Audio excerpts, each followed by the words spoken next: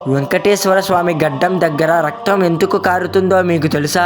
ఈ ప్రశ్న వెనుక ఉన్న కథ తెలిసిన వాళ్ళు చాలా తక్కువ మంది మాత్రమే. తిరుమలలో ఒకరోజు అర్చకులు ఆశ్చర్యపోయారు. ప్రతిరోజు అలంకారం చేసే సమయంలో స్వామివారి గడ్డం దగ్గర నుంచి రక్తం కారుతున్నట్టు కనిపించింది. ఎంత ప్రయత్నించినా, ఎన్ని పూజలు చేసినా రక్తం మటుకు అస్సలు ఆగలేదు. అప్పుడు అందరి మనసుల్లో ఒకే ప్రశ్న, ఏదైనా అపచారం జరిగిందా అని. అప్పుడే ఒక సాధారణమైన భక్తుడు ముందుకు వచ్చాడు. ఆ భక్తుడు భయంతో వణికిపోతూ ఇలా అన్నాడు, స్వామి, నిన్న నేను తెలియక మీ గడ్డానికి గాయం చేశాను. ఆ మాట విన్న వెంటనే ఆలయం మొత్తం నిశ్శబ్దం. ఆ భక్తుడే తన తప్పును ఒప్పుకొని శుద్ధమైన మనసుతో ముద్ద కర్పూరం తీసుకొని స్వామి గడ్డానికి రాశాడు.